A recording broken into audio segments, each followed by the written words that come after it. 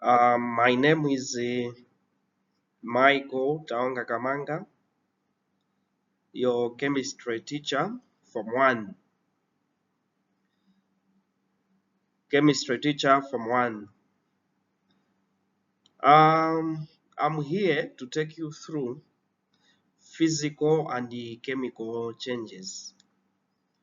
Physical and chemical changes. So this is a continuation of the other lessons on the same physical and chemical changes.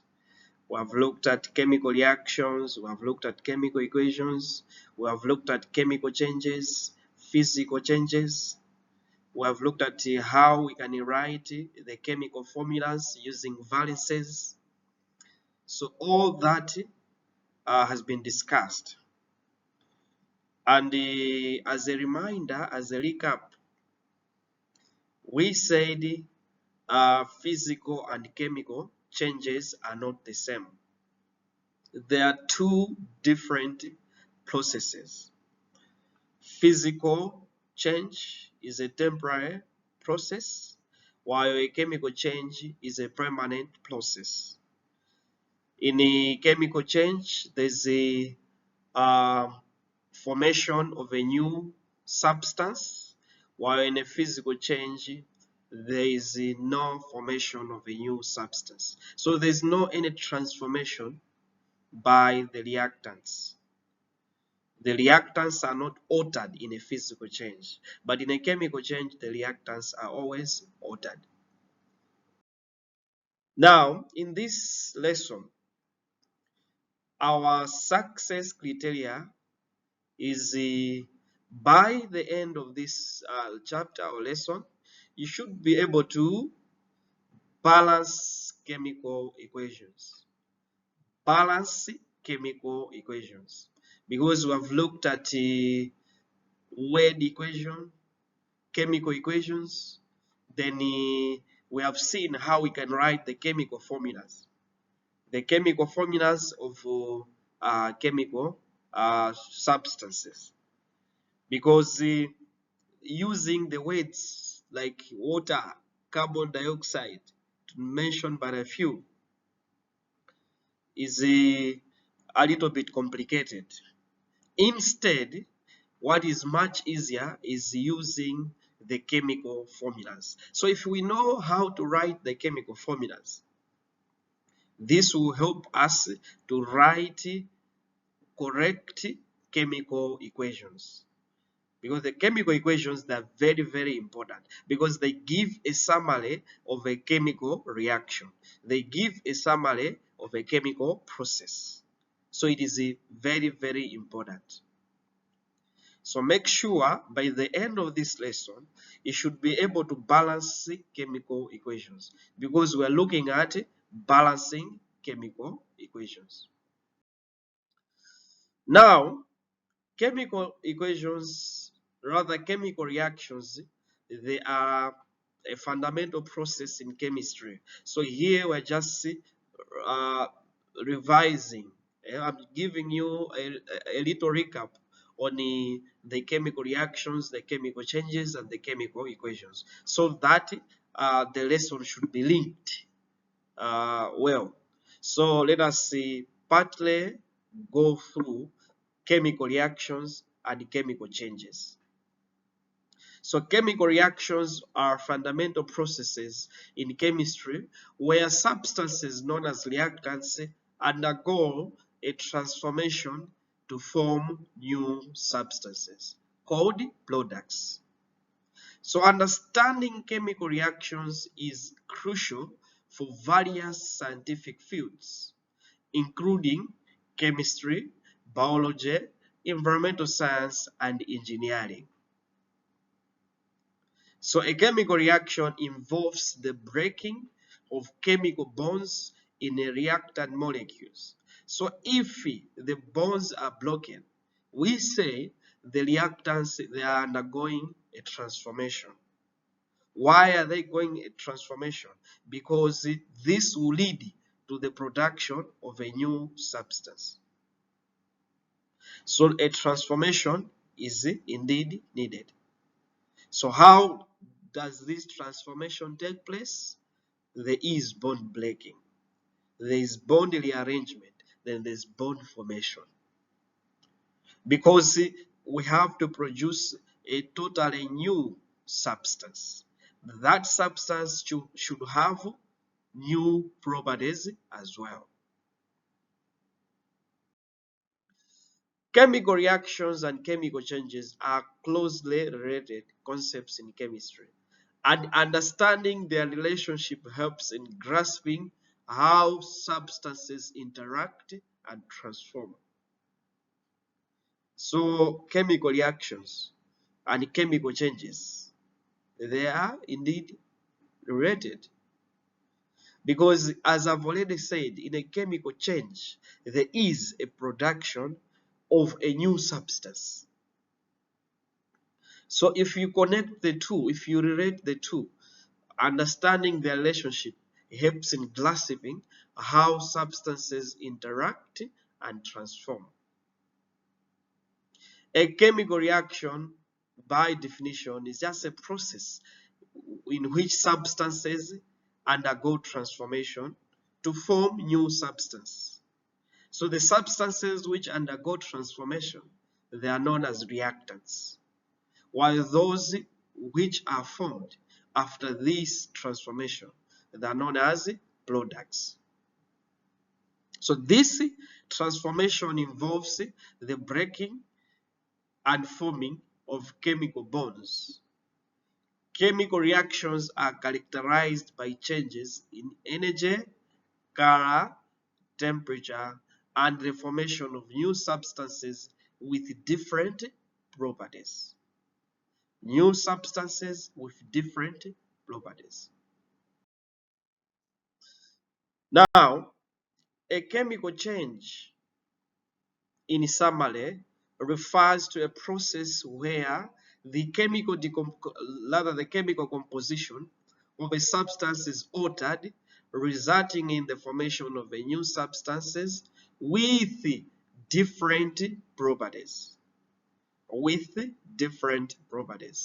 So chemical changes are a direct result of chemical reactions. Please take note of that. Examples, so the usual example where I always talk about rusting, iron will rust. Then there's also the mixing of ingredients to bake cake. So chemical equations are symbolic representations of chemical reactions. They use chemical formulas to represent reactants, the starting substances, and products, the substances formed in a reaction. So indeed, chemical equations, they are used to represent a chemical reaction. So they're like a summary, summarizing a chemical reaction. So they will give you a summary of a chemical reaction. So they use chemical formulas to represent reactants, the starting substances and the products. So remember, you have reactants forming products. Reactants left hand side, products right hand side. And these two, they are separated by an arrow. So it is possible for you to have one reactant, two reactants, three reactants, and so on and so forth. The same with products. You can have one product, two products, and so on and so forth. It doesn't mean that always you have one reactant or always you have one product. Key components of a chemical equation. Yes, a chemical equation, it has reactants, products, arrow coefficients. Reactants, products, arrow, then coefficients. So reactants, substances that undergo chemical changes, these are listed on the left side of the equation. Products, new substances formed as a result of the reaction. These are listed on the right side of the equation. Arrow, it indicates the direction of the reaction from reactants to products. Coefficients, numbers placed before formulas to balance the number of atoms of each element on both sides of the equation. Yes, in summary, we have reactants, products, alloy, and coefficients. So these are the key components of a chemical equation. For you to know that this is a chemical equation, it is supposed to have the four. Not only that, even state symbols. So a chemical equation also has state symbols, which indicate the physical state of the substances, that is solid, liquid, and gas. Aqueous solution, dissolved in water, which is AQ. So these state symbols, they do reveal the physical state of the substance, whether the reactant or product. So if you want to do this practically, you should be able to know that the water, the carbon which I'm reacting with oxygen to produce carbon dioxide, the carbon should be, let's say, in solid or liquid or gas form. The same with oxygen and the product, which is carbon dioxide, for example. Now, since we are dealing with the atoms, we are dealing with elements, we are dealing with the compounds, we have to make sure that we balance chemical equations. Because it doesn't give sense. If you have started with one atom of carbon, then in the product you are coming up with two carbons. It doesn't add up. So we are making sure that whatsoever we have started it with, we should end with the same. So understanding and balancing chemical equations is fundamental to chemistry, as it ensures the law of conservation of mass is observed in chemical reactions. So we are obeying the law of conservation of mass. Mass can never be created nor destroyed, or matter can never be created nor destroyed. So we cannot create atoms and we cannot destroy atoms.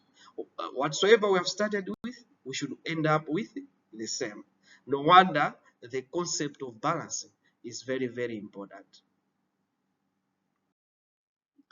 Now, in balancing chemical equations is crucial in chemistry, ensuring that the law of conservation of mass is observed. And this law states that matter cannot be created or destroyed in a chemical reaction. So, the number of atoms of each element must be the same on both sides of the equation. This is loud and clear. Whatsoever you have started with, end up with the same in terms of amount. So the law of conservation of matter, it states that matter cannot be created or destroyed in a chemical reaction. Instead, it is conserved. So the number of atoms of each element must be the same on both sides of the equation. No more, no less.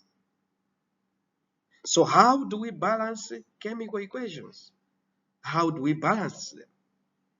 So there are steps to follow when balancing chemical equations. Allow me to take you through those steps. Step number one, you write the unbalanced equation. The unbalanced equation, write it, display it. Where is it coming from? Remember, we have looked at how do we write chemical formulas.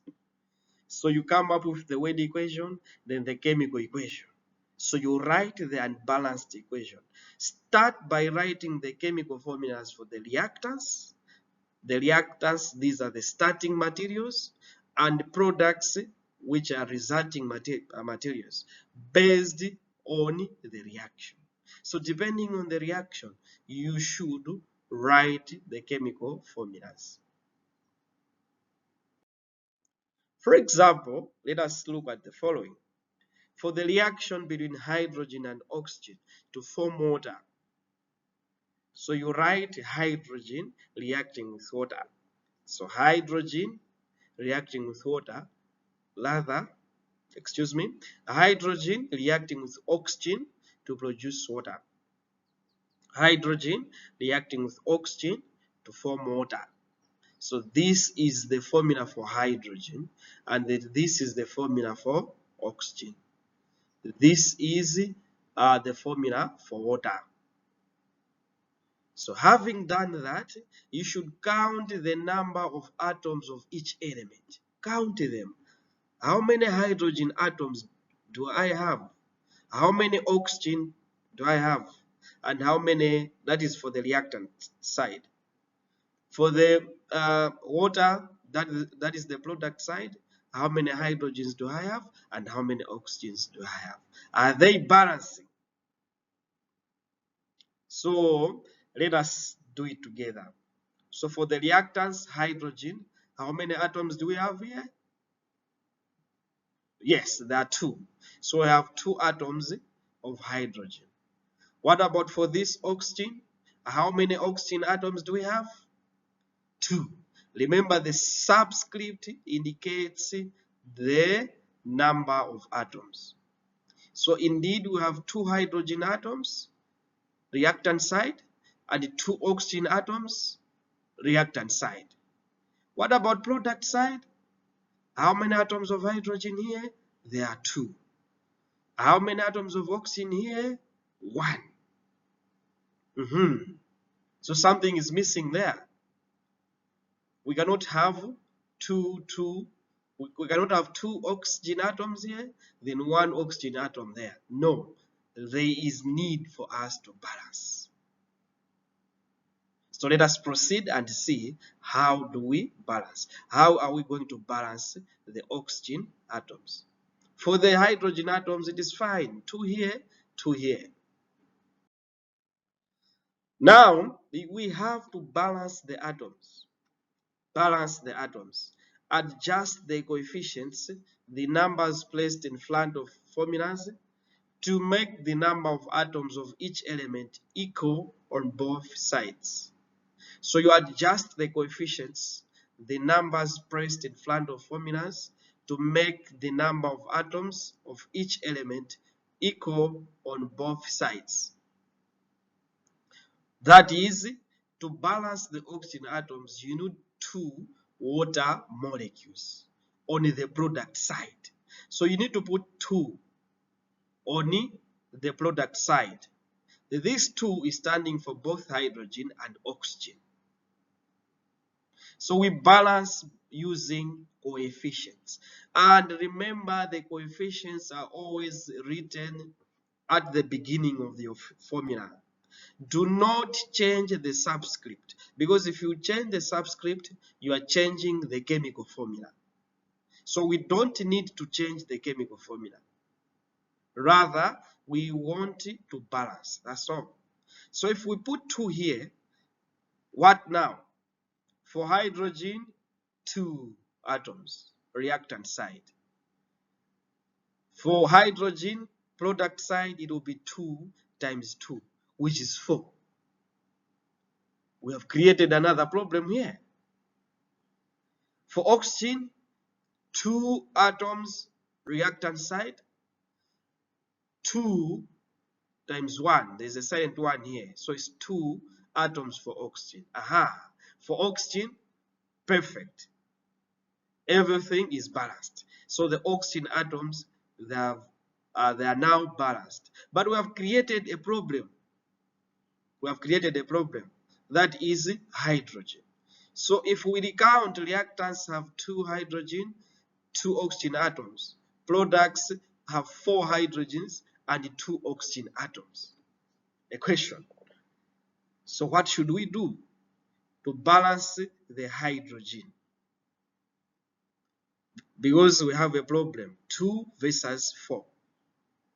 We are starting with 2, we are ending up with 4. There it means we have created matter. Where are we getting the other 2 hydrogen atoms? Remember, you cannot create matter or no destroy. So what should we do to balance the hydrogen atoms? Let us see. So you adjust coefficients as needed.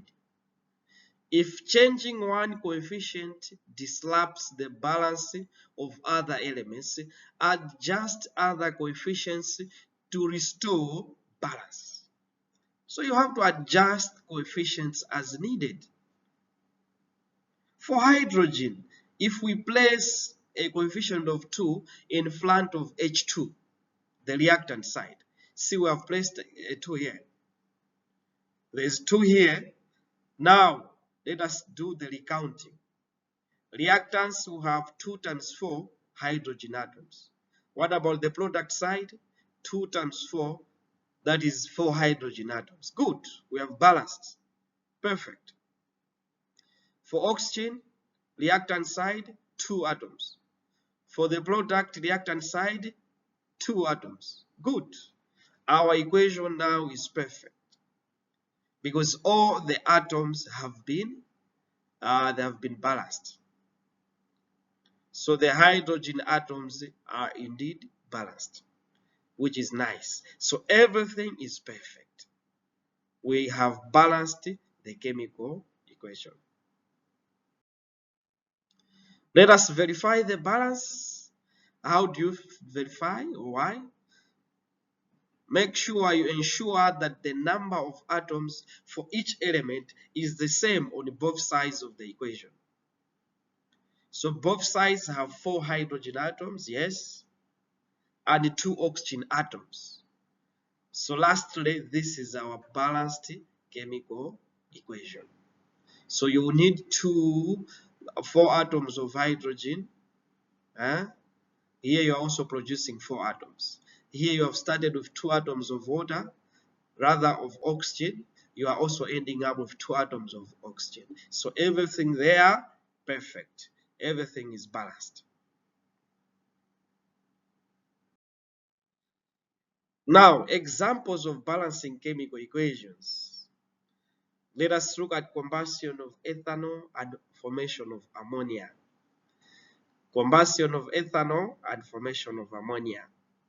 For combustion of ethanol, we have this is the C2H6O reacting with O2. We are producing CO2 with H2O. Now, this is ethanol reacting with oxygen, producing carbon dioxide and water. So let us verify. We have 2 carbon atoms here, reactant side. What about here? We have 1. So as you can see, it is not balanced. 6 hydrogen atoms, reactant side, 2 hydrogen atoms, unbalanced. 2 and 1, so it's 3. This 1 plus 2 oxygen atoms, there are 3. What about here, the oxygen atoms? 2 plus 1, 3. So it is only oxygen which is balanced. But for carbon, carbon is not balanced, and hydrogen is not balanced as well. So if we want to balance, if we place our 3 here as a coefficient, and 2 on carbon dioxide, and again 3 on water, let us see what we have now. For carbon, 2, good. Here carbon, 2, good, balanced. For hydrogen, 6. Here hydrogen, 3 times 2, 6, perfect. For oxygen, 1. 1 plus 3 times 2, 6. 6 plus 1, 7. Here, 2 times 2, 4 for oxygen, then 3 for oxygen. 4 plus 3, 7. Now, our equation is balanced. It looks perfect. Formation of ammonia, unbalanced. We have nitrogen reacting with the hydrogen. we are producing ammonia. How many atoms of nitrogen? 2. How many atoms of nitrogen here? 1, and balanced. How many atoms of hydrogen? 2. How many atoms of hydrogen product side? 3, and balanced. So let us balance it. If we put 3 here on hydrogen gas and 2 on ammonia, let us see what happens. For nitrogen, 2, reactant side. For nitrogen, 2, product side. Balanced, perfect. For hydrogen, 6, reactant side. For hydrogen, 2 times 3, 6, product side, perfect. So as you can see, the equation now is balanced. The method which we are using here, it is trial and error.